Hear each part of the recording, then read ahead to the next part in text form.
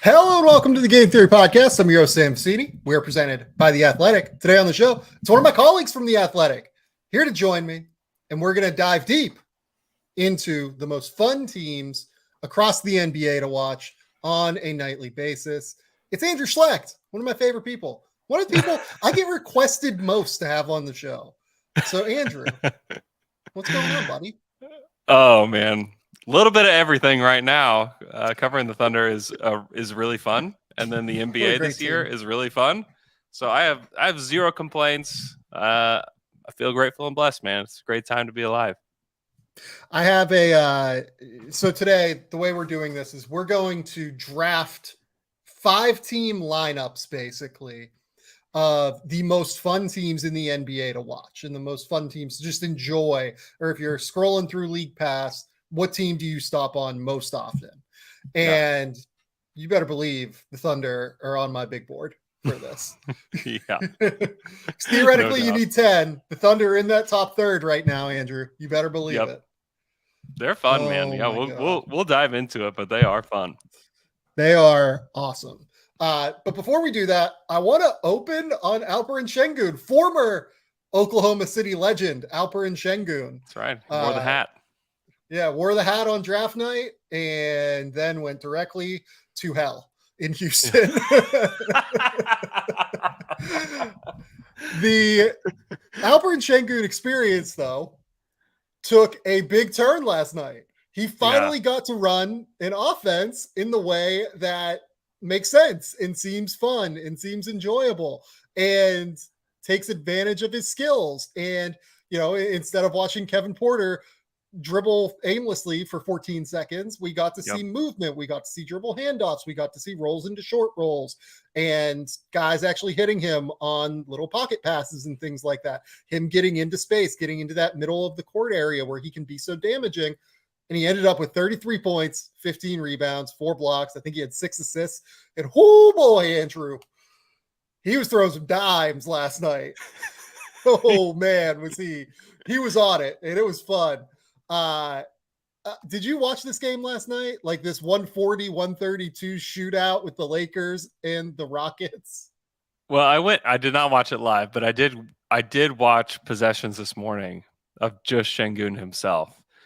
And there were laugh out loud moments where he's just like poor Thomas Bryant just got spin moved to oblivion last night.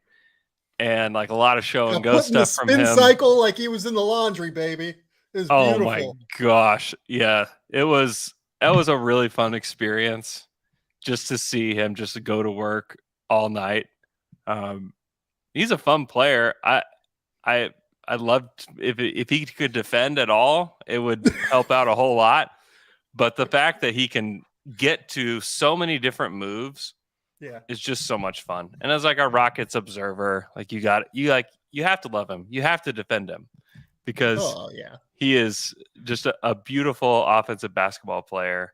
Kind of a throwback. He's you don't want to throw around the Jokic stuff just because there's only one Nikola Jokic. Yeah. But like there were moments last night where you're like, okay, like there's definitely some juice here. Like Sengun's showing some stuff. That's really fun. Yeah, like it's interesting, right? Because look, he's not going to be Nikola Jokic is going to go down as at minimum one of the 20 best players of all time, something like that. Yeah. Like you look at the peak, it's already there. Like the peak is top 20 of all time. You can't project that Alperen Sengun is going to get there. He's also just not as big as Jokic. He's not as long. Like I think it's going to be harder to keep him on the court defensively. Like there are a number of issues, but you know, he's just like different kind of. Like he's like thicker kind of. Like he's more of like a stone wall kind of whereas Sabonis is like a skinny bully. It feels like Sabonis is just more of a bully. Like he will just get the ball on the block. He will put his shoulder into you and he will shoot that left-handed like flip shot. Right. Mm-hmm. Sengun throws up these weird, like little like floaters and throws up these like weird little like footwork, like gets that little bit of space using his incredible feet and then just like kind of tosses it up and it goes in. I think that I will say, like, if you look at Sengun's numbers at the rim this season in the half court, they're lower than most centers are. Yeah. If only because he's not that vertical, right? Like someone like Rudy Gobert is going to get easier shots at the rim because he's 7'2" with a 7'8" wingspan, and like it's just easier for him to finish, right? He catches lobs all the time. Sengun doesn't really do that. But at the same token, like he's actually creating the shot a lot of the time. And if you watch this Rockets team regularly, like I force myself to, because I'm so fascinated with their project, you just feel like this is a case I'm making tomorrow in a thing I'm writing with Kelly Eco about Sengun and some of the other Rockets prospects. The first part of it went live. We talked about Jabari Smith and Jalen Green and just some of the team building stuff in general today. Go to The Athletic, read that. I think he's the most misused player in the NBA, Alperen Sengun. Oh, okay. I think that's where I'm at. Like, yeah, I think it's a lot of coaching staff stuff. Like, I think the coaching staff doesn't really give him enough leash to be able to like do what he's capable of. I also think it's the guards. Like the guards don't execute well enough. And it seems like, look, I've said this throughout the year, like the Rockets offense, when Kevin Porter is the point guard, tends to run better with like a straight rim runner. Right. Because I think it's just like an easier read for Porter kind of, and it creates that gravitational force. Problem is, the Rockets don't really have one of those. They have Bruno Fernando, who, all due respect to Bruno, probably a third center in the NBA at this point. Sure. And on top of it, like, I don't think they should be prioritizing Kevin Porter over Alperen Sengun, just straight up. Like, you watch that offense and it runs like a clogged toilet does throughout large swaths of games. So yeah, it was really, really interesting tape last night to see Kevin Porter out, the Rockets just let Alperen Sengun rock, and the process on offense was just so much better. Like, you could say whatever, like Thomas Bryant and Wenyen Gabriel were the bigs for the Lakers last night, and that's a big part of why Alperen Sengun shot 14 for 17 from the field. Sure. Those two can't really defend on any level in the NBA against bigger, stronger dudes. But at the same token, I think the process of the Rockets offense was just way better. The movement was way better. They need to make some adjustments. Like, to me, I think they should have moved on from Stephen Silas already. I've kind of made this point a couple of times now. Yeah. If Kevin Porter comes back and like gets the ball in his hands and they let him rock, we got to make a move now. Like, there won't be any decision here, I don't think. Yeah. Prioritizing KPJ in any facet is a mistake, unless he's a bench player. Like, I think he plays in the league, but he needs to be a bench player. Like a guy that comes in, he's a microwave scorer. He's a guy that you give 20 minutes a night and you're just like, hey, go cook. But like, if we're going to run like a real offense, we need somebody that has some patience, some court vision, somebody that can settle this thing down. And that's what Sengun did last night. It's like he had patience. Awesome. He lets guys run around. He lets the offense set up. He's like, all right, there you are. And then easy jump shot. Like, that's what he was doing last night, and it worked. And so I think just starting him, and I know KPJ is very talented, but there's a lot of talent. Like, everybody in the league is very talented. Right. And so you have to find, not only is Sengun misused, like even Jalen Green, like just allowing him to like find his way and having him find his way with Kevin Porter Jr. there is like, man, like, come on. Like, we need like some kind of steadying force next to those guys. Like, just give me some rando guard that can just come in and just organize something. Like, that's all you need to do. Do you know what might be helpful for Jalen Green? Having a two-man game to play off of where you can, like, dribble handoff and then Jalen goes around the dribble handoff, Sengun rescreens, hits the short roll, all sorts of movement, right? Not this stagnant dribbling, like, constant mess of an offense. Yeah, that's the thing with Green, is that he kind of has trouble beating guys off the dribble at times. And so it can't just be like this one-on-one game with him. He needs somebody to help him get space. And like, that's okay. That doesn't mean he's going to have a bad career or can't be what everybody thought he could be. It's just like, use the tools that you have. It's like they're using a hammer as a wrench. And it's like, that's wrong. It's just not working. No, I'm with you. The Rockets remain confounding to me in a number of ways. This is the biggest one. When I watch Alperen Sengun, I'm just like, do this. This will make everything easier for everyone. I get that you will give up 140 points per game. You should be happy with that on a certain level. Like, you're going to get a lottery pick. You do not have the defensive infrastructure or like experience at this point to be successful on defense. That's proven now, right? Like, we know that. You might as well make one side of the court competent on some level from a developmental perspective. Get Jalen Green, involved a little bit more. I don't know what you do with Kevin Porter if you're them. Like, look, that extension they signed him to is so easy to get out of, like the way that it's structured. It's great. So, it's great. Yeah. They did a great job with that. Yeah. So I don't know what to do. If I'm them, but it involves actually, I do know what to do. It involves getting Alperen Sengun more involved in the offense, letting him run things a little bit. Maybe, honestly, like Ty Washington, I know he had a 50-point game earlier this weekend in the G League. Like, maybe that's your guy. Let him just have some reps running the show a little bit. Not? I really like Ty, but we'll see what it looks like. Okay. Andrew, I know that's painful that I made you talk about the Houston Rockets. It's a little painful. Yeah. Everyone needs a smile in the YouTube comments. Andrew silently holding back his hatred for the Rockets. Real professionalism. Amazing. I love it so much. Okay. Let's get into this. So before we jump into the draft, and we're going to draft again, the idea here is the most fun teams in the league. You can kind of take that whatever way you want, but I'm going to ask Andrew at the top here. When you're looking for a team on League Pass to watch, when you're looking for a team to jump into and like really, really enjoy, what are you looking for specifically?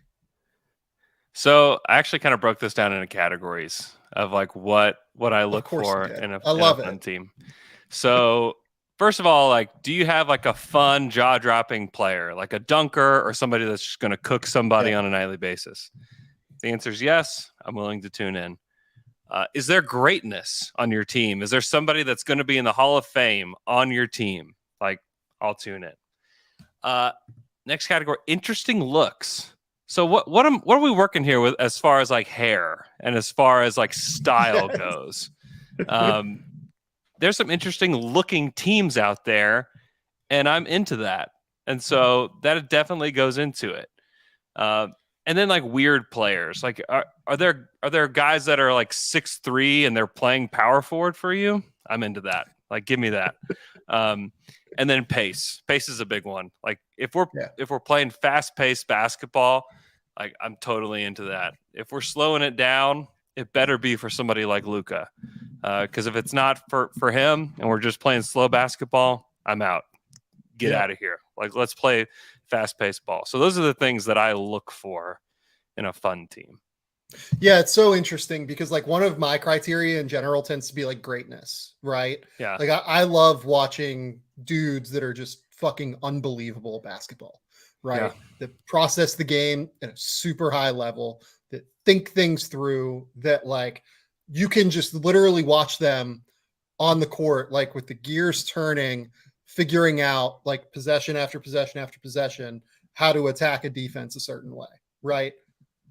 The Mavericks might be like number 30 for me on this list. They're just not a fun watch. They're really, I want them to be. Like every time that I watch them, I want them to be because I love Luka Doncic that much, but they're not it, especially with the complaining from Luka, and then like no one else can really cook, and like I'm not a Christian Wood guy, and so from there it's like what else are we really doing here? So I agree, they're not on my list. They've been fun previously. Like I have enjoyed, like I actually kind of sneaky enjoyed the Porzingis teams a little bit, like the ones where like you would see some pick and pops with him, you'd see Porzingis in the corner and they'd invert the offense a little bit. Like I thought there was like honestly some really interesting stuff, like when Rick Carlisle was the coach, but Jason Kidd doesn't really run interesting stuff. That's another thing I look for. Like, are you running interesting offense? Are you, running up and down the court? I think pace is a big factor for me as well. I'm someone who really likes defensive competence. Like, you are going to see some things on my list where like Like, for instance, the Pelicans are on my list. I just fucking love watching some of those guys defend. Like, I love watching Herb Jones. I love watching Dyson Daniels. I love watching, like, all of those dudes defend at a really interesting level. Yeah. Murphy's really good. Like, there's just a lot. Yeah. I also and young players. Like, there's something too still like that idea of hope, right? It's true. Yeah. So without a doubt. Yeah. Young players. I have the Warriors on my list, and if any of their young players were like reach anything close to the ceilings we thought they would be so much higher on my list. Like if we tuned in and like Jonathan Kuminga was playing like we thought he might, like, oh my gosh, but he's playing better, but he's not playing like the guy that we thought he could be. James Wiseman just not being playable at all, like knocks him down a few pegs. Like, but if James Wiseman was out there like catching lobs all the time, like I'd be totally into that, but it knocks them down a rung because it's like, man, there's an awful lot of Ty Jerome here, which is not always fun. So. Okay. So to do this and to determine who gets the number 1 overall pick, we will be flipping the Chihuahua coaster. Okay. Do you want heads or tails? Tails. Okay. It's heads. Okay. So here, let's see if we can shift that. It's behind the Baby Yoda pillow that my dog has. And okay, I can see the head. Yes. Yeah. Okay. So I'm going to go first in that case, and you get to go second. And do you want a snake or do you want to just go back and forth for ease? Let's just go back and forth. Okay. So with the first pick, guys, I'm going Beam Team. Oh, man. The Beam Team. Yeah. They're big. Sacramento they're high on my list. Yeah. The vibes are off the charts with the Kings. Yes. They consistently, I think, play the most fun games out of anyone league-wide. That's another thing that I really look for. What teams play consistently the most fun games? Like, I love watching specific teams for specific players. Like, we'll talk about the Nuggets at some point, probably. Like, Nikola Jokic is one of my favorite players to watch league-wide, and I love watching greatness on some level. The Kings don't have anyone like Jokic necessarily, but they have a lot of dudes that are just super, super fun. The way that offense flows with De'Aaron Fox and Domantas Sabonis, super enjoyable. But moreover, they can't defend anybody. They can't defend a soul. And those games just always become up and down shit shows in some way. And the Kings are better at up and down shit show than their opposition for the most part. And I adore it and I love it. But like it's like organized shit show and like organized chaos on some level. Like it's so cool. And then I don't know, like I feel like Sacramento, like home crowd matters to me a little bit too. Oh man. Yeah, their home crowd's unbelievable. It feels like they are so pumped every night that they have a win. They are. Now. Yeah. And of course they are. Like they should be. They've made the playoffs in God knows how many years. I don't know what the number is anymore. But like they are consistently the team that I find myself turning to the most. Like if they're playing even a remotely interesting team, I know that game is going to be so fun. And I know that like I'm going to get something out of it watching the other two. Like I've watched the Kings now probably 20 plus times this year at this point, just because I really, really enjoy watching them. Like I just know like the flow of those games and everything. I'm going to get something interesting in terms of learning from watching the other team. And I'm going to, enjoy the shit out watching the Kings and Kevin Huerter just go nuts and, De'Aaron Fox and, Sabonis on this incredible, insane run that he's on right now. The Kings are the number one team for me in terms of if I need a random game to put on and the Kings are on, they are my top choice. Yeah. You also have Malik Monk and like Terrence Davis just getting buckets out there. Like those dudes are so fun. They kind of have some like pretty vanilla guys like Sabonis, Keegan Murray, Trey Lyles are like kind of these like big vanilla players. Like there's not a lot to them, but it just like works with a guy like De'Aaron Fox kind of running around like a madman and Davion Mitchell as well. Like they're so much fun. The speed, the passing. Just their offense is relentless and their defense keeps the speed of the game up, and it's really fun. Well, and sneaky, another thing too is like Sabonis, like we talked about earlier when we were talking about Sengun, like he's a bully, right? Like he just likes to like old school take you down onto the block and like try and score on you with that like little left-handed like flip hook shot, right? But man, like he will also like run some super interesting dribble handoff stuff. He keeps the ball moving. He processes the game super well. I think that they have found a lot of guys on that team. Kevin Huerter's another guy. You know, Keegan Murray keeps the ball moving across like a lot of the time. Like they found guys that just keep it moving a lot of the time as well. And they play really just solid, free flowing offense that is enjoyable to watch on a night to night basis. Yeah. Yeah. I like it too. You're up at number 2, Andrew. Oh, can I give a caveat with this team? Is that okay? Yeah, of course. I mean, this is your number 1 overall pick, man. Like, you need caveats here. Pelicans with Zion. Oh, yeah. So let's be clear about this before you go that far. We're talking like full strength teams as long as we've seen like a modicum of full strength so far this year. Okay. Yeah. Okay. Pelicans with Zion is an unbelievable experience because he's got the ball in his hands and you can feel the fear from the other team through the television as you're watching of like, they just know they're helpless when he's driving. And it's just so much fun watching the Pelicans with Zion there. You have like the Jose Alvarado, like just his like whole vibe, his look. He's got those long braids. I haven't like had a conversation with him, but just watching him interact with people too. Like he's just super down to earth and like super like kind and considerate and fun and energetic. And you're just like, man, I wish we could be best friends, me and Jose Alvarado. Like, I really like that guy. And then when he gets on the court, he's just an absolute pest. He's hitting threes. I love him specifically. I think that he's super fun. But then, like, up and down the roster, they just have guys that come up. Like, CJ McCollum isn't, like, the most fun guy, but he helps kind of keep this group together. Herb Jones. There are a few players that are fun to watch play defense, and you kind of mentioned it earlier, but just watching him, I've seen him defend Shea this season. It was like, holy smokes, like that was an experience. That dude just knows how to play. He knows how to use his length. He knows how to use his chest. Same with Dyson Daniels, like similar experience there. And then like the look of Jonas Valanciunas as well, like factors in. Like that's a big one for me. Him walking onto the court, you're like, all right, this is business. This is fun. Like this is business. He's got the slick back hair, totally into it.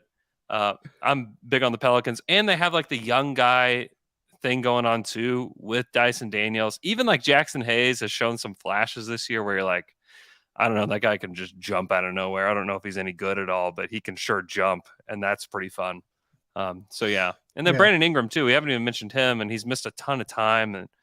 But when he plays, he's a joy. And then Trey Murphy, who is not. So, have you heard Will Guillory talk about Trey Murphy and how he's not Trey Murphy the third? Have you heard about this? No. What? So he's not Trey Murphy the third because his first name is not Trey. His first name is Kenneth. It's Kenneth, right? Yeah. Yes. So he's not Trey Murphy the third. He's Kenneth Murphy the third.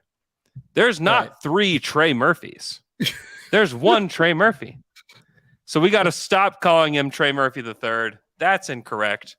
But I also enjoy the stylings of Trey Murphy. So Trey Murphy is like a sneaky big part of this because like he just opens the court so much for Zion. Like there's also like something fun to the idea of them having like the 2 biggest bullies on the block every time they play someone if they want to, because Jonas is fucking huge. Like if people haven't seen Jonas Valanciunas like in person before, it's kind of hard to explain how he's just big. He's like big. Like if Yusuf Nurkic is like another guy that's big. Like I feel like when I see Jonas, I'm like, you are even bigger. Like I don't know why. I don't know what it is. I know that like Nurkic is probably like wider and thicker, but like he's just a big dude, and like you can throw him. Like he just goes through bigger guys. Like he goes like there was a game against the Rockets earlier this year. Like he just plowed through Alperen Sengun. Like he wasn't even there. And it's just like, wait, what now? Like, how is this happening? Yeah, like there's just something to the idea of like being the biggest bullies. And like I feel like they're skilled and they're talented, but they're also just like the biggest bullies. Like they're super physical defensively with Dyson Daniels and Herb Jones and like Jose Alvarado. And then they're going to bully you to the rim. And like, you know, Brandon Ingram's going to back you down and try and get you into that mid-range area. CJ McCollum is going to, you know, play his skill game. I don't know. Like there's a lot of skill to it, but like I appreciate how much they bully teams kind of. Yeah. And they're 12th in total clutch time minutes too. So like they're playing a decent amount of clutch time games as well. And you know, you've got to have that going on too to get you on this list. Like you got to play some close games, and there's been some fun games. I just need them to get healthy. Like let's just get healthy, especially for the playoffs. I just need to see Zion in the playoffs. I just need to see how teams will scheme for him. So that's my one request for the playoffs this year. Like, just get me some Zion games. Okay, let's take a quick commercial break, and then we're going to be back with picks 3 through 10.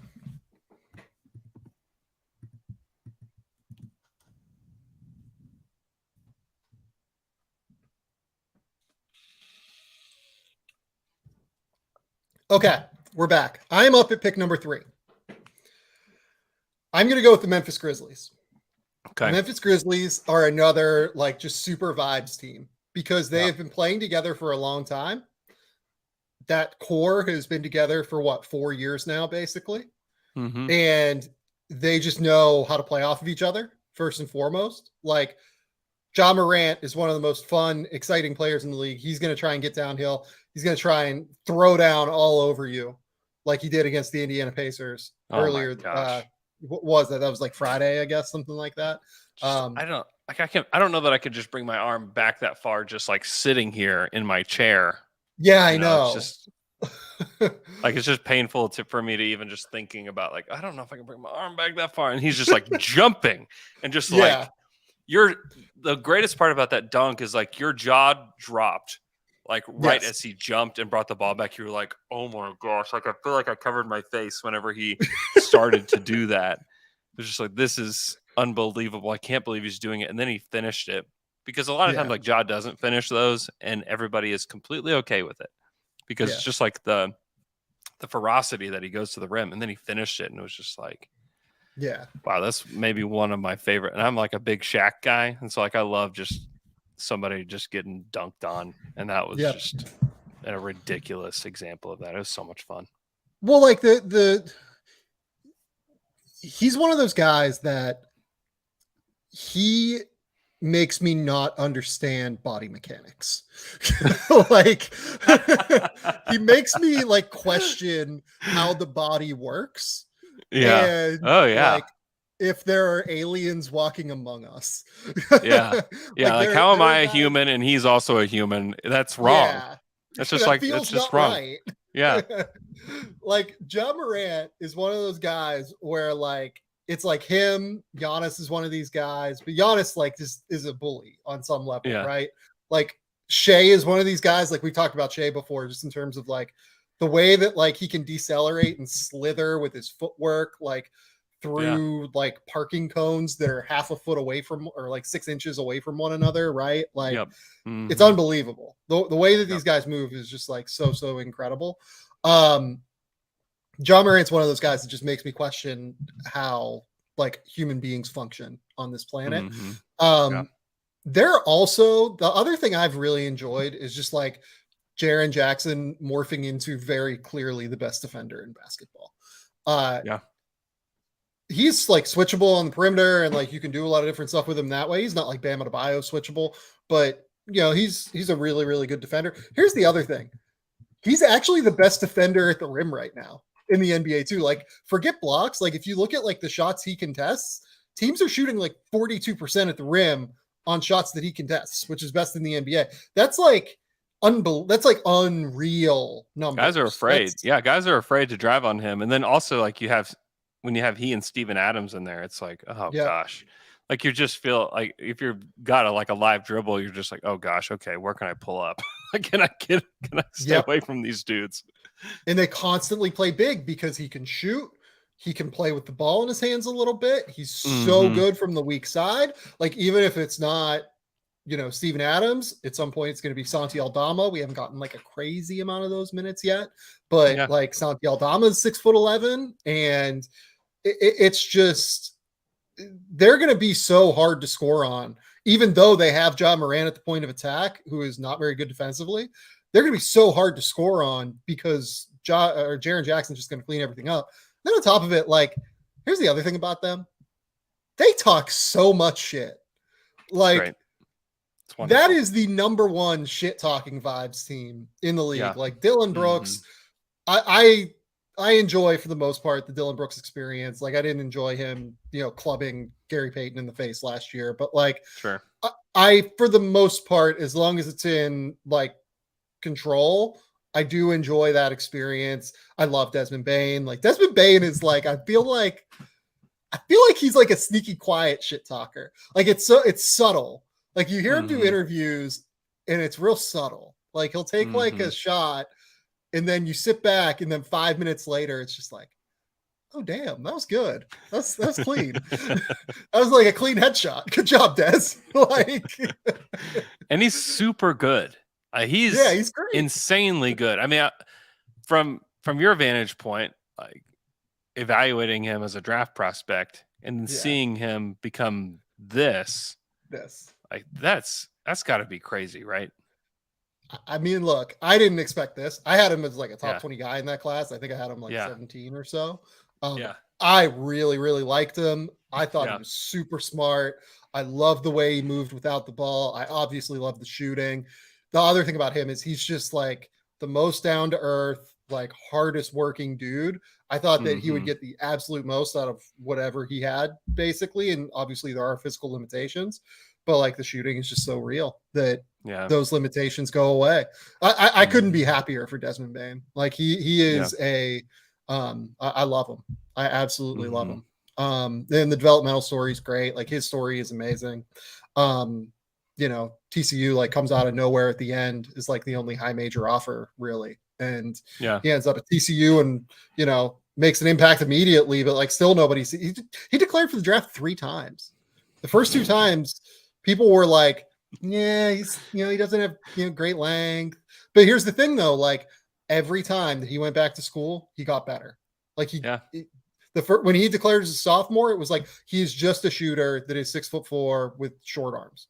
Yeah. Declared as a junior, it was like, you can see the flashes, like they're kind of real on the ball, but like they're not there yet. They're probably not good enough. As a senior, he went back and like was running actions for TCU and like was obviously spacing the floor at a super high level. It was awesome. No, he's one of my favorite developmental stories of the last, like, since I've been doing this job. So for like 8 years now. So, okay. Unbelievable. Let's go to number 4. Andrew, you're up. Oh, there's a lot of good teams left. A team that I consistently tune in for is the Cleveland Cavaliers this year. Some of it began with intrigue, and I have begun to really love this team. They don't check the pace box. They play really slow, which is typically something I don't like. But I love Darius Garland, and he's somebody that has like a lot of stop and start ability that is really fun. Like, he'll catch like if a big is on him, he doesn't necessarily love to just drive right by him. He'll stop just on a dime and just catch a mid-range just in his eye. It's like, I mean, I love that kind of stuff. And then you look up and down the roster, they just have done a really good job. We're talking about looks, like Ricky Rubio, he's back, great look. Jared Allen, obviously bringing a great look to the table. Robin Lopez, great. Isaac Okoro and Lamar Stevens being almost indistinguishable at times. Like, that's great. I'm really into that. The fact that you have both the Mobley brothers on the same team, I'm super into that as well. Mamadi Diakite is maybe like one of the low-key best vibes guy in the entire NBA. Like, if you're around that dude, the Thunder had him for a minute, and I was around him some. and he just like has like this bubble of joy around him. Like, and if you can get within his bubble of joy, like Mamadi is just the dude. Like, I love that guy, and he's on this team as well. So you'll catch a good smile from Mamadi on the bench for this team. So yeah, for me, it's like you watch the synergy that they have between like Darius Garland and Jared Allen, obviously. And like the synergy between Donovan Mitchell and Jared Allen was like immediate. Like it was like, oh wait, yeah, like, it didn't take any time at all. Like the whole Donovan Mitchell experience, you thought, okay, maybe this will take a few weeks, and it was like, nope, like here we go. Like he's ready to go. He knows how to play with the big. He's rocking, and these guys know how to play. He was rocking right away. Man, Mitchell has been so much better. Because the way people talked about him in the summer, especially when he's on the trade block, it's like, do the Knicks really need that guy? It's like, man, that was absolutely disrespectful. Because this dude is such a hooper. I mean, obviously, you get 70 in a game. Like, that's great. Like, that is like theater. And the fact that pretty good. He was able to do it in like the context of like a winning basketball game. It didn't feel forced. Oh, no. Like incredible. He missed a free throw, got his rebound and scored purposely in order to tie the game, to send it to overtime. Like they needed every one of those 71. Like when Devin Booker dropped 71, they didn't really need those 71. Cavs needed all 71. Yeah. No, it was incredible. Yeah. And the Mitchell story is just so much fun. And the fact that he gets to go back to Utah, and there's like not venom within it. It's like, oh, this is great. Like he just gets to come back and hoop. And I just love it. There's just there's a joy around the Cavaliers. And I hope they can keep that. A lot of it is, it's like, man, we're good now. And like this city hasn't had a good team in a long time. And this rebuild has taken a long time to get here. And part of what made this rebuild hit the fast forward button was Evan Mobley. One, just bringing him in, and then like the next fast forward button was Donovan Mitchell. And I don't advocate for teams to press that button. Like I don't think it's typically a really bad idea to do that. But if you hit the right ones, you can end up where the Cavs are, where you're like, I don't know, like would it be crazy if they made the conference finals? I don't know that it'd be crazy if they did. I don't think it'd be crazy if they made the finals, like straight up. Yeah, like I mean, that's how you know you press the right buttons. That's how you know you press the right buttons, and I'm okay with that. Yeah, like I think Boston causes them a lot of problems in a playoff series just because of the length, the defensive guys that they can throw at their guards, all of that stuff. Like if Boston was to lose in the second round, and it's Milwaukee against Cleveland, like I think that's actually a pretty interesting matchup for Cleveland in a few different ways. Like you have Evan Mobley who can guard Giannis, and then you have Jared Allen who is like coming over from the weak side to help all the time, or you can throw Jared on him and you have Evan Mobley coming over from the weak side. Like there are a few different ways that they could handle that could work in theory. I do think they're probably one trade away. I think they need one more wing option that could really, really help them. But yeah, they're a really, really fun team. They were number 6 on my list. I am a big fan of the Cleveland Cavaliers. Okay. Speaking of number 5 now, we're up to. This is my third team. The Denver Nuggets. Okay. Yep. They're pretty high on my list as well. Yeah. I just love the Nuggets. They play such beautiful basketball. It's free flowing. It's fun. It's enjoyable. It's Nikola Jokic all day, every day. Like he is literally a supercomputer. You just watch him play basketball. It is like algorithm makes it seem like, dull and boring. But like he's like an algorithm that runs at like fun speed, basically. Yeah. Like the way that his brain creatively comes up with solutions to basketball problems is unlike anything I think I've seen on a basketball court, weirdly. The passing, the playmaking. The other thing is that like I still think his scoring gets underrated, like his touch. He just shoots and makes shots from like angles that nobody else in the league shoots and makes shots from. And by the way, like the rest of this team is fun. Like Aaron Gordon's having an unbelievable season. Yeah, he's been fun. He was created in a lab as well for Nikola Jokic. Yeah, he was. Yeah, totally. Do you know who else was? Michael Porter Jr. Like kickouts, spray kickouts, spray cuts, little dump off passes to Michael Porter on cuts. The Nuggets have done such a pristine job of building a team that makes perfect sense around Nikola Jokic. Yeah. Jamal Murray is another one, right? Like Jamal Murray playing in 2-man games with Nikola Jokic. Do you know what the common denominator here is? Nikola Jokic makes everybody's life so much easier. Makes everybody's life. Like, is there a player in the NBA where you would go, that guy might not work with Jokic. That might be a problem. No, they'd all be so drastically improved by playing with Jokic, right? Yeah.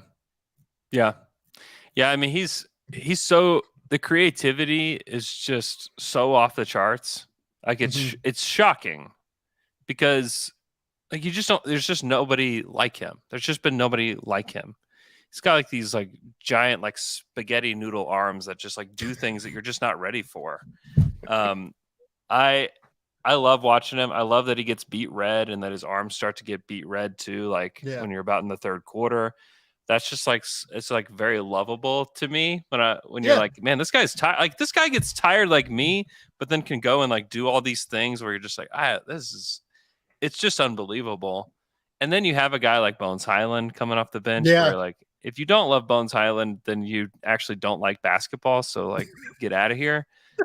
Bruce Brown is such a weird player. He, like when I mentioned like weird players, he's one of the guys that I think of. Yep. Because he's just like this smaller, beefy guy that like really, if you were like, he's really like a power forward if he's something, but he's not. I guess he is that. I don't know. He's just weird. Like if you're trying to describe to your grandpa what he does on the basketball court, you probably are going to have a really hard time. And I think that's also like a great litmus test for a player. Like if you can't describe to your grandpa what a player's doing, that I'm really into that guy. And that's an amazing take. Bruce Brown is one of those guys. That's an incredible take. Can you explain to somebody who like watches the NBA just a little bit or not at all what this guy is good at on the court? If the answer is no, and he is a good player, that makes him a very fun player. Oh, I'm very into it. Very, very into it. Yeah. Oh my goodness. Okay. Andrew, you're up at number 3. A team that I really like, and it's mostly just because of one player, is the Boston Celtics. I just like can't get enough of Jason Tatum this year. When we talk about greatness, he's on this level this year. He put up 51 last night, and just the variety of ways that he scores and his willingness to play off ball, to set screens, to post up, to shoot from the corners. I'm just fascinated because there's a lot of great players that kind of just do the same things, especially like wings, that it's like, okay, I kind of know what they're going to do. And what makes the Celtics so unpredictable, it's just his willingness to do a little bit of everything throughout the entire game. And it's like death by 1,000 cuts with Jason Tatum throughout a game. And so like, I love that about watching them. They're the best offense in the NBA. They don't play a super fast brand of basketball, but like it's fast enough for me. And then like you have so much going on within this team, like the Rob Williams headband, long hair, where I'm not exactly sure what his decision was when he put the headband on. Like I really am into that. Marcus Smart's green hair is great. Blake Griffin's just like hanging around. We're just like, that's kind of like, that's cool. Like you just see Blake sitting on the bench, like, okay, that's cool. They don't have a lot of young guys, but I think about like JD Davidson sometimes and just like his bleached long blonde hair if he's playing for the Maine Red Claws. But eventually like we might get a taste of JD Davidson. Like he just brings like more vibes to the team. And then just like Luke Cornett just deciding that like jumping at, from very far away is a good idea. Like it's the dumbest thing. It's like that's one of the things that I could not describe to anybody's grandpa as being a good idea, but I'm very into it. Al Horford. I love seeing it. I love Al Horford. I'm very into the Celtics. I'm very into them. They look ready to make another big time run. And I like that too, because they had so much go against them in the offseason, you know, and they don't look like it. They look like a team that's ready to go. And a lot of that's Tatum. So yeah, Celtics are my third team. So they were the second team remaining on my board left. And I really like guys that play in between rhythm, like play in between steps almost, where defenders can't figure out like when they're going to pull up, when they're going to pass. I think Jason Tatum is one of the better guys in the league at that. Like he just plays in between rhythms that are typical. And it makes it really, really hard for NBA defenders to manage him. Mm-hmm. They have just such a good mix of like things going on. Like they play like up-tempo basketball at times. They play incredibly efficient offensive basketball. They have great switchability defensively, but they also can play two bigs. They can play super small. They have the Derek White rim protection thing happening, which is like one of the weird, fun things happening league-wide. And then they have like all the like Grant Williams stuff, which is like bizarre and weird from time to time. Like he's become a great ball handler and like attacker of closeouts while also knocking down shots. And then like while also complaining to refs constantly and like, oh my gosh, a way that talks way too much. Just talks way too much. Talks so much and like weirdly doesn't bother me. I don't know why. Maybe it's because like I've met Grant and I know that like he's like a really, really good human being. And like I just know that like he's super, super smart. But like I don't know, man. Like I love it. I love everything about the Boston Celtics. They have fun vibes. They have great vibe. Like it's I don't know. I love the team. I love watching them play. Okay. Yeah, me too. Most surprising team on my list coming into the year. Never would have guessed this. Number 4 for me is the New York Knicks. I'm going with them at pick number 7. I love the Knicks. I've broken this down previously on a like recent podcast last week. I absolutely adore this team right now. Yeah. The Knicks are so interesting. One, you don't know what you're getting from week to week with them. Yeah. Like or night to night, even. Yeah. Like which version of the Knicks is this? And when they're good, they're like legitimately a good team. Yeah. And like they can be very exciting. And then when they're bad, they're confoundingly bad. You're just like, I don't understand what's going on here. But like Jalen Brunson, like one, he should be an all-star. What he's done over the course of like the last 3 years has just been ridiculous. Like he shouldn't be able to be this good in that size of body with the skills that he has. Like he shouldn't be this good. And he has transformed that Knicks team and has been tremendous for them. I feel like he's kind of resurrected Julius Randle, who looked, even at the beginning of the season, you're like, man, like this looks like Zach Randolph kind of a tough hang. in New York. Like this is not good. Like he's not into this. Like he's not into being here. He is not into playing basketball. And within the last like 2 months, like he's into it. Like he's good. Like he's been really good. He and Mitchell Robinson. Like I've not been a Mitchell Robinson guy really up until this season. And then I've watched the way that those two play together defensively. You're like, oh my gosh, this kind of works. Yeah. Like they can kind of build a wall and they play really well. They both have good size. They both have good length. And their defense is like, oh my gosh, they're kind of respectable.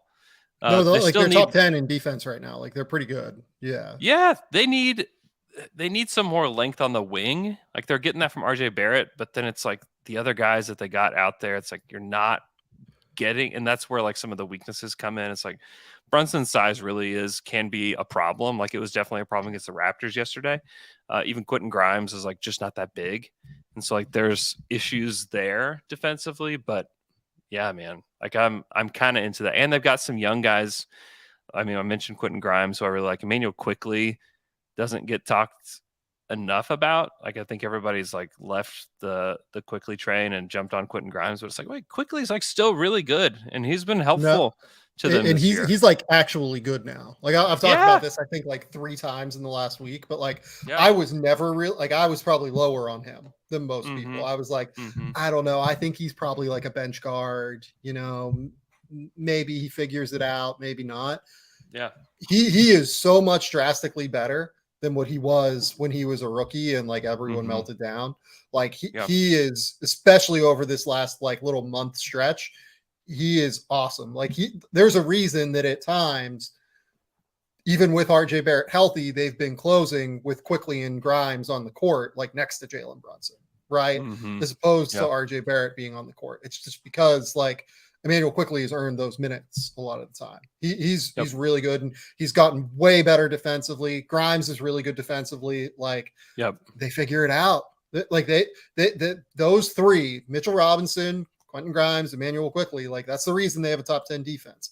Julius Randle has stepped it up a little bit. Like he's no longer, just not doing anything on defense, which he's not a giant traffic cone anymore. Yeah. Early in the season. And, Jalen Brunson has his limitations, but those three have been huge for them on defense. And like, again, I just enjoy watching, like on any given night, you don't know who is going to step up. I think like some nights you're going to get like RJ Barrett attacking the rim. Some nights you're going to get like Emmanuel Quickly floaters and threes.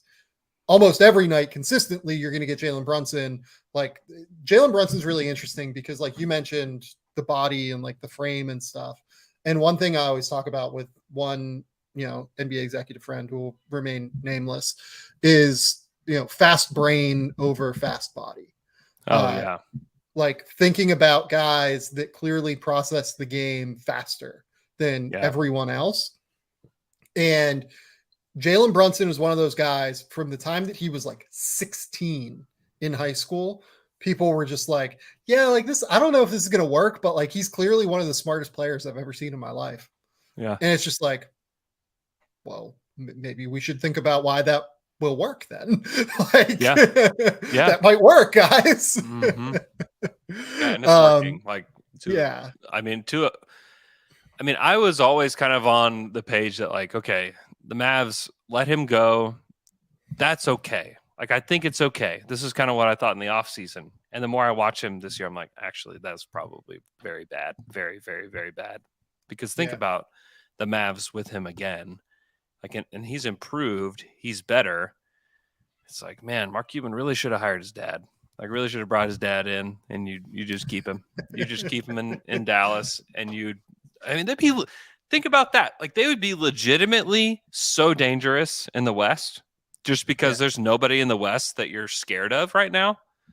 Yeah, I agree. They could win the West if they had Jalen Brunson. I don't think they can now, but with Brunson, like they got to the West Finals last year.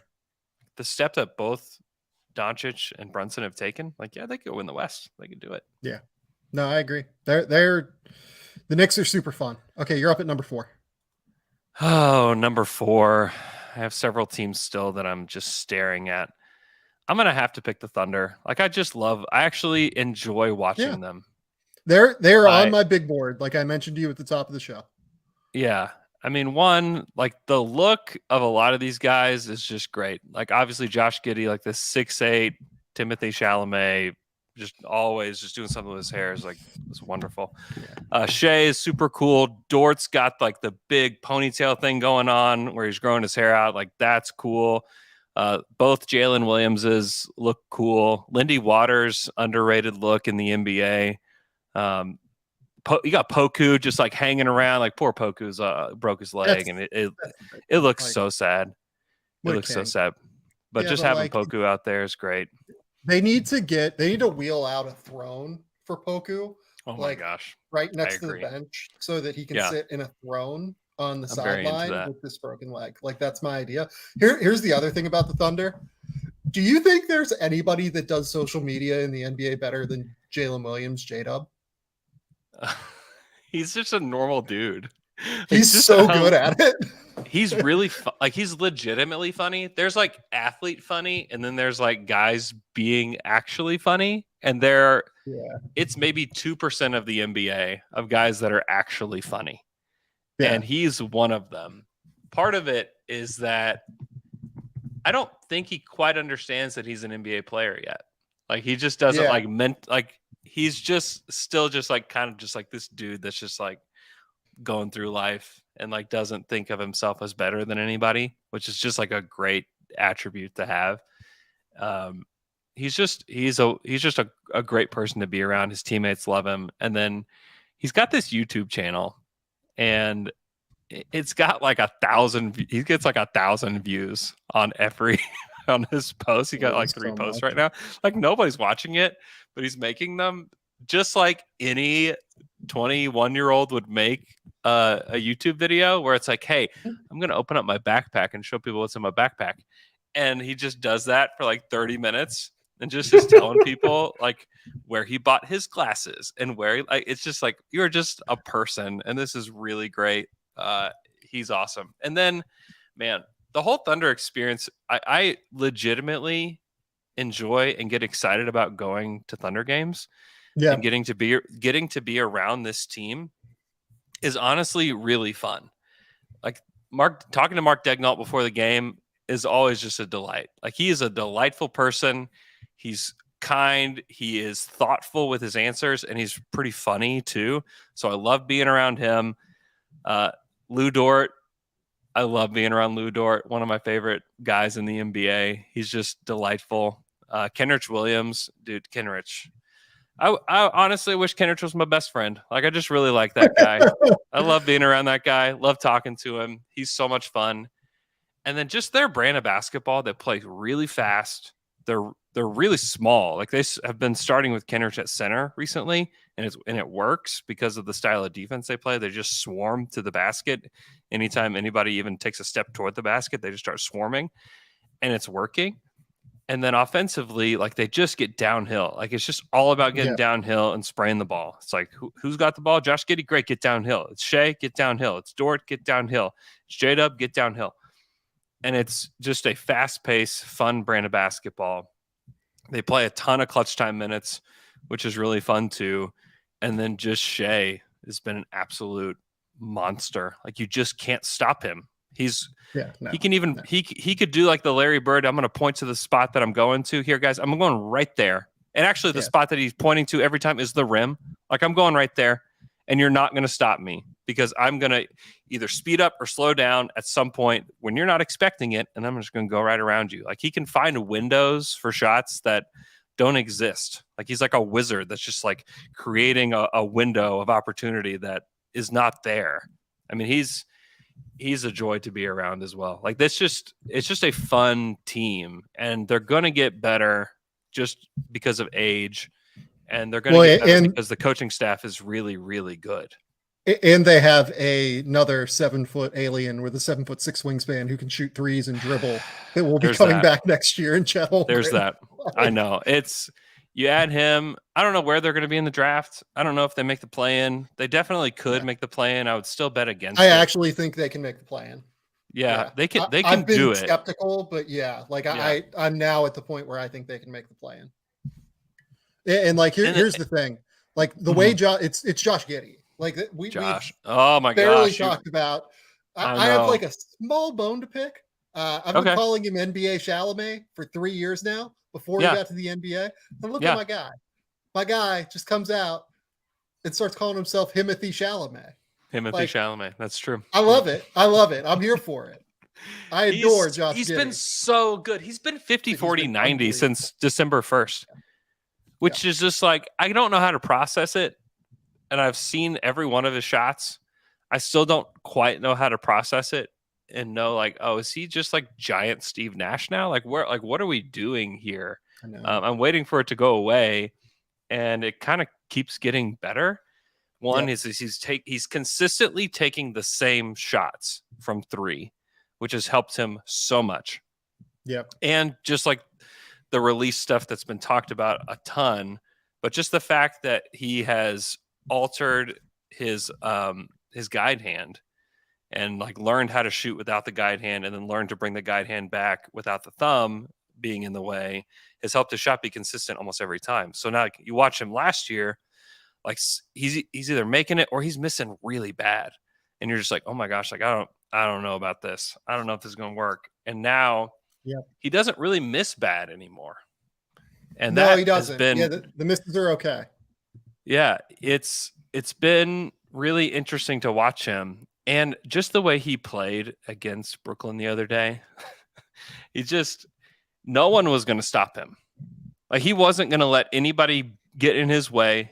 If they were, he was going to bump them. He was going to move them. His strength has been a big tool of his as well. That's the thing that stands out to me. It's the fact that he's like, last year he wasn't strong enough to really like go through guys on the ground, right? And like dribble through contact. It's that like contact balance through your core and through your lower half when because like, look, like, you know, people talk about the fact that, you know, you can't bump anyone anymore in the NBA. Like, there's no hand check or anything. But guys are still going to bump you. Like, they're still going to try and get their chest in front of you and stop you. He's 6'8". He's just going to fucking go through you now. Like, he does. That's the thing. And he legit just, like, he can't go through Giannis, but like he can go through guards and go through guards. He did it to Nick Claxton the other day, where Nick Claxton, he got into it and he was like, nope, sorry. Like, you're not going to do it. And he just like moved him with just one bump and he was gone. One, like, you say that the Thunder play small, and they do. You're not wrong about that, especially across the front court. Up front. But they play enormous across the back court. Like, exactly. Josh Giddey is 6'8". Shai Gilgeous-Alexander is 6'6" with a 7-foot wingspan. J-Dub is like 6'6" with a 7'2" wingspan. Like, these dudes are big. They are hard to deal with. Even like Trey Mann is 6'5". Like, they play big. Like, we've talked about this before, but like, I feel like that's what they're doing. They're getting positional size with fast brain and skill, and that's their mindset on this. And that is how I would build a team. So I adore everything about it, but like, at the same token, it's just super impressive. They're so impressive. I love watching them. I can't get enough of Josh Giddey. I can't get enough of watching him develop. He still does things that, like, he sees, you know, seemingly a full 2 seconds before anyone else on the court sees it. And 2 seconds in the NBA is like a lifetime in terms of trying to make things happen. So, I don't know where this goes with Josh, but he's only 20. Like, he just turned 20 like 100 days ago. And so it's like, what does this look like at 25? You know, like, realistically, like, what does he do? Like, at 25, can he shoot and be like the strongest point guard in the biggest, strongest point guard in the NBA? Yeah. Like, the answer is probably yes. And really the things that we need to learn about this team are what do they look like when they're in the NBA pressure cooker? When there's expectations and when there's playoff basketball where teams start to take away stuff that you're good at, what's left? And like, that's what we just don't know yet with this team. And they're really fun, and it's going to be fun for a while, just because I think it's going to be a little bit before they get there. But that's like, we just don't have enough information about them. Like, we know a lot about Memphis. We know a lot about Denver. We know a lot about the Celtics. But like, I just don't think we know a whole lot. And I've watched every single minute of this team this year, last year, the year before. We just don't know enough about this team yet. And I think it's going to be really fun to find out. Okay. My last pick is the Warriors. Number 5. They're just fun. Like, they play with incredible ball movement. People who've been listening to this show for a long time know that I adore Draymond Green. I love watching him play basketball. One of the smartest players in NBA history. Like, just the way he defends, the way that he communicates, like, watching him communicate defensively, I think is one of the coolest things to watch in the NBA.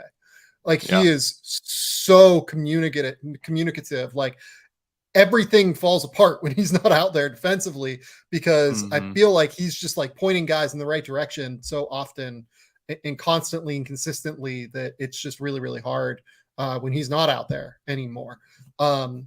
And then, like, is there anything better than watching a Stephen Curry explosion from 3? Oh my gosh. Like, it is genuinely still, after all these years, if it's happening, it is the thing you have to turn on. If he makes 2 in a row and like you see it on Twitter, it's just like, oh no, I've got to get there now. You know, yesterday against the Wizards, he did that. It was just delightful. And you're just like, I don't know how he does it. I don't know how, and he does it in a way where it's like, I think that I could replicate some of the stuff he does, but there's no way I could make any of the shots,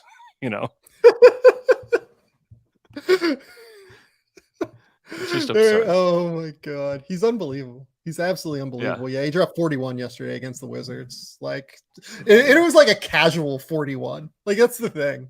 Like, They everything. sleptwalked through most of that. Like through most Yeah. of that game, it was like I thought they were going to lose, and then apparently a fan in the stands was like yelling at Draymond and like fired up Draymond, and then like he just was like, "All right, it's over. Like we're done. Like he started taking it out on the Wizards, how mad he was at this fan, and it was over. Like so that's the thing about Draymond is like if you can just light a fire under Draymond Green, like it's over. Like you're toast. Because it's not, he doesn't get so like there is like a boiling point with him where he like gets so juiced up that like things just boil over for him. But if you hit him just right, like, he is an unbelievable player, decision maker, defender. It's just like he's just an unusual player. He's another one he's tough to describe to your grandpa. Like he's just a weird player. Well, and then there's still like the Clay explosion occasionally too, where you'll get that. Hey, yeah, he had 50. Yeah. Like he'll drop 10 threes in a game, and you're just like, oh yeah, he can do that. Or like he'll go 8 for 16 from 3, like he did earlier this year against Indiana in like 35 minutes. It's just like, like he still has that in the bag. Like he still has that club he can pull out. Oh my gosh, yeah, it's crazy. Yeah, they just need one or two more pieces. Like the Dante DiVincenzo piece is like really important to them, but they need like maybe one or two more guys. Like I don't know if Anthony Lamb and his big old eyebrows is going to last to the playoffs. Like, is he going to play in a playoff game? Like, I don't know. I feel like they maybe need one or two more guys. Yeah, like the guy that I keep bringing up for them is like Mason Plumlee. Like, I think if you put Mason Plumlee in like actions, like with the way that he knows how to move and like the way that he can like run dribble handoffs, like he would be immensely helpful for them. He's without like, a doubt. He would. Yeah. Yeah. Like his brain moves at their pace. Like he knows what to do. I think it would just really, really work in a lot of their screening actions.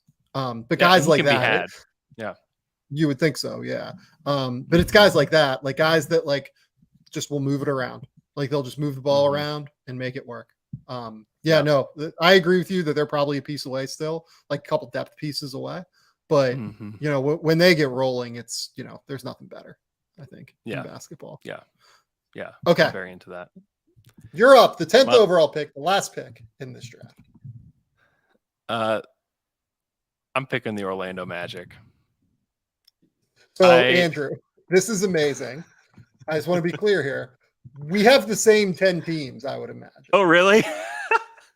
Because I had the Thunder at 10, I had Orlando at 9, and the other 8 teams. So like all 10 of the teams that I have here are the 10 that got picked. This team is so fun. Like the Paolo Banchero experience is just unbelievable. He's so good and he's so young. And just some of the stuff that he can do creating off the dribble, it's like you shouldn't be able to do that. You know, there's a lot of you shouldn't be able to do that going on this Magic squad. Like Bol is like also at the top of that list. Like almost everything Bol does, you're like, yeah, you shouldn't be able to do that. He's flying around like crazy. I watched him in person in Oklahoma City at the beginning of the season, and there were just like several just like confounding things that he's doing where he's got this athleticism at his size that shouldn't be possible. He's bringing the ball up the court. Like he can pull up, he can just do so many things. You're just like that shouldn't happen. Franz Wagner is a great player. Like he's just a flat out awesome player that I didn't in the draft process. Like I don't know that this ceiling was even thought of. You know, from my angle. I didn't think so. Yeah, no, he's better already than I thought he would be. At his ceiling, and he's really good. Still young. Like we talked about Giddey at 25. Like, what does Franz Wagner look like at 25? Like that dude, he's so smart. He can do so many things on the court. I'm a big fan. Wendell Carter Jr. is just like flat out, just like a good big man in the league, and I enjoy watching him play. And also like Markelle Fultz, like just kind of resurrecting his career there and being like under the radar, a good player. Like he's like a starting point guard in the NBA. Yeah, that's Like, been really fun. yeah. That's been super fun. The whole Chuma Okeke pronunciation situation. You know about this? Is that the way Where we're pronouncing it now? Well, okay, so the story is this. So he went, I can't remember where his like lineage is from, but he went to Africa, a country in Africa. They told him, because he was pronouncing it Okiki, they told him like, you're pronouncing your name incorrectly. From your lineage, it's OKK. And so he came in media day and told this story about how, like, I've been pronouncing my name incorrectly my whole life. It's actually pronounced OKK. And like how That it's supposed rules. to be pronounced now. And like, And he's I from love Nigeria, that. for what it's worth. Nigeria. Yeah. Okay. Yeah. I love that story. I just think that is such a cool story, and that he was like willing to take that on and saying like, no, like this is how it's pronounced. I actually I found out through a guy that covers the Magic and through the Thunder PA announcer was pronouncing it OKK at the game. And I was like, he rarely gets anything wrong. He's just like such a pro. And when he pronounced it OKK, I was like, okay, there's got to be something to this. Like, I don't think he's wrong. Yeah. Like, I think he's wrong, but I also don't think he's wrong. And so like, there was a story behind it, and that was cool. So like all of those reasons, like there's things that are disappointing along the way. Like Jalen Suggs' experience is pretty disappointing, because I thought that dude was just going to be a hooper, and it's taken some time. And I'm still not out. Like, I'm not selling my Jalen Suggs stock by any stretch, but like the shooting stuff is concerning. But all around, just a fun team, just a fun watch. I'm very into the Orlando Magic. Yeah, I'm a little bit worried by the fact that like Jalen Suggs is now actually just like losing minutes. Like he's like just no longer playing. I know, which is concerning to me. I don't like that. But the thing with the Magic that I really enjoy is just like they're big. Like we've kind of talked about it, but like we haven't mentioned like Franz Wagner's playing the 2 a lot of the time. Bol Bol's playing the 3. Then like Paulo and Wendell Carter are out there. Like you're going like 6'10" or taller from the 2 through the 5, and it's just like they're giants. Yeah, they're giants. Yeah, they're absolutely enormous. And it's a super fun construction lineup wise. I really, really enjoy them. They do fun stuff. I'm so glad you brought up the Markelle Fultz thing. Look, I don't know where it's going to go from here. I don't really think he can shoot yet. Like I know that there are some encouraging signs from the mid range. I think it's hard to expect him to be able to shoot threes at a certain point, just because like it hasn't happened yet.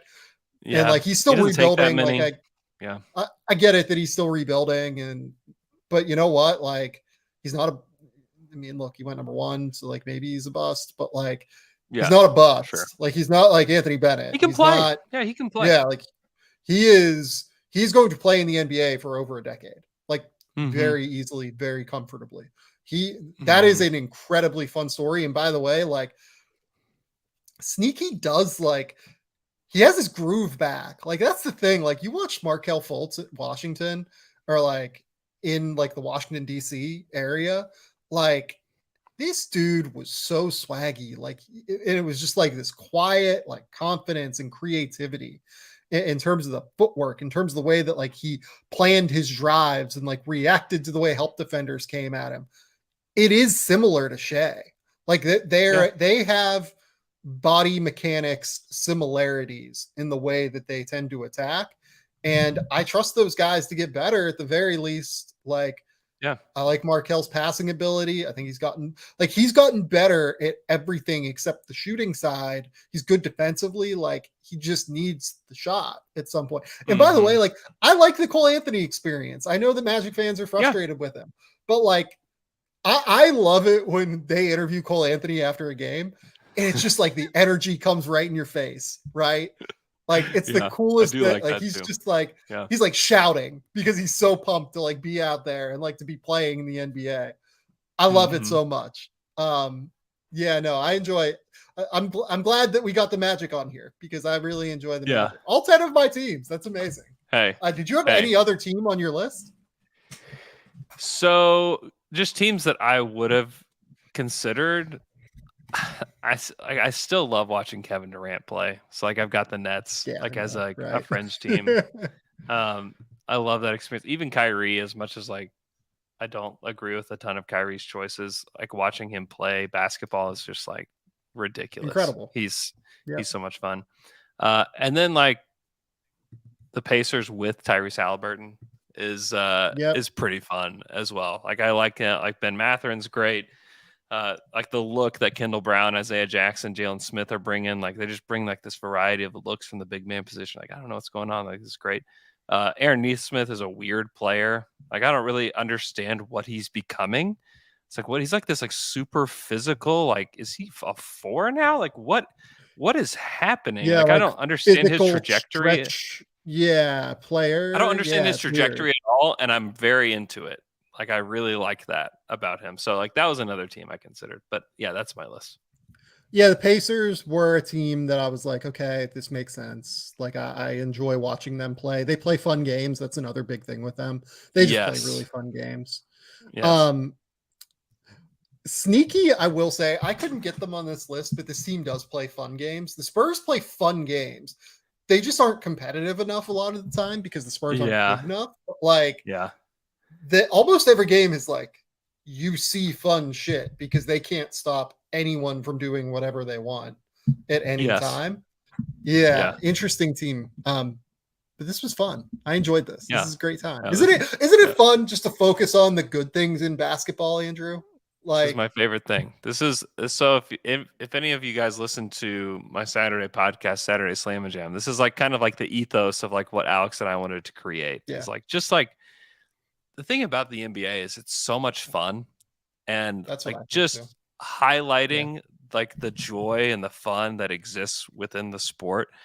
It's just like it brings me great joy, and like debating like, oh, my guy's better than your guy, or like this better, or this guy actually sucks. You know, like that kind of stuff is like, man, like that kind of stuff is exhausting. So like let's pump it up. Let's just enjoy it. Let's enjoy the great things about this league. And there's like I feel like we could talk for probably like 2 more hours with how like endlessly fun like some of the stuff that goes on in the NBA is. So yeah.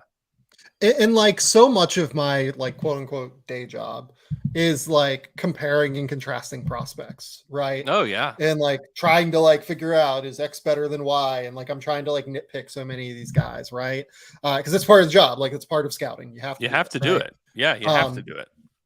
But I feel like that's why like whenever you listen to an NBA podcast on the show, for the most part, it's just like so much positivity. I just fucking love the NBA. That's where I'm at. Me too, man. Like, me too. I love this. I love basketball. I love this sport. It really is just so terrific. And this season particularly, like I can't remember a season where I've had more fun watching the NBA. I've had like a lot of casual fans like tell me, oh, there's like no storyline to connect to this year. And like, there's no like overriding, there's no great teams. There's so much parity. And I'm just like, they kind of think like the regular season, like it isn't all that interesting. And I'm just like, guys, just like sit down and watch the games. Like they're so fun. I agree. You can pick, any game. You can pick any game on any given night, it feels like, and you will have an absolute blast watching basketball. Yeah. Night to night, even like the last 2 years, there were definitely nights that just felt like a slog. Just like, oh man, there's not a whole lot going on. I think I've had one night that I've sat down and watched, and I was like, man, this wasn't great. There's like almost every other night, I'm like, this was like, there was at least like 2 or 3 phenomenal games on, or like someone was doing something crazy, like somebody's scoring 50, or somebody's has like this crazy triple double, or just there's just a lot. There's a lot to like. If you're like, if you want to get into like the nitty gritty of it all, like it's been a very, very fun season. There's no like, and maybe what it is like casual fans want like the heavy hitting team, like the Miami Heat, like the Heatles, or like the Warriors were, or like this, behemoth that you have to take down. Like there's not that, but boy, when we get to the playoffs, like I don't know how to pick the West. Yeah. I have no idea how I'm going to pick the West. And we don't even know what the order is, but I just know that it's going to be impossible to pick. And I really look forward to that. I think I'm like legit just going to have to like podcast like every night during the playoffs. I think that's where I'm at. Like, I know. It's just going to be fun. Like that's what it comes down to for me. Like it's just going to be a blast to watch every team every night in the playoffs. And Yeah. I couldn't be more excited. It's going to be a great time. Andrew, tell the people where they can find your work. Tell the people about Slam and Jam. Tell the people about Down to Dunk. Everything you've got going on, buddy. Yeah. So if you're into the Thunder at all, go check out my podcast, Down to Dunk. It's on every podcast platform and also on YouTube. So if you're into YouTube, go check that out. And then Saturday Slam and Jam on the Athletic NBA show. You can find that every Saturday on the Athletic NBA show feed. Lots of great shows on that. We provide 11 different shows every week on the Athletic NBA show feed. So if you're just in need of something about the NBA, like you can tune into that podcast every single day and you're going to get yourself something. So yeah, those are the two main places you can find me. Go to The Athletic. Keep us employed over there. That'd be nice. Go to theathletic.com/game theory. That is the best place to subscribe to The Athletic. What do I have coming? Like I said, I have something up on like Jalen Green and Jabari Smith, talking about them as prospects, talking about the way Houston is building this thing. I will have the second part of that story up with Kelly Eco later this week. Maybe not tomorrow, maybe the next day. Danny LaRue, Seth Partnow, and I have a big like NBA trade preview coming up at some point soon. Don't know a date yet on that, unfortunately. Cool. And other than that, I'm just kind of working through draft guide stuff, but that's a lot of content you guys are going to have. I will be back on Thursday night on YouTube, Friday night on your podcast feeds with Mark Schindler. We're going to do some sort of show. I don't know quite what it's going to be yet. We'll see. I had an idea, but like, I don't love the idea, and I think I'm going to change it. So keep it locked here. We will have Schindler, though, for later this week. And until next time, we'll talk soon. Bye.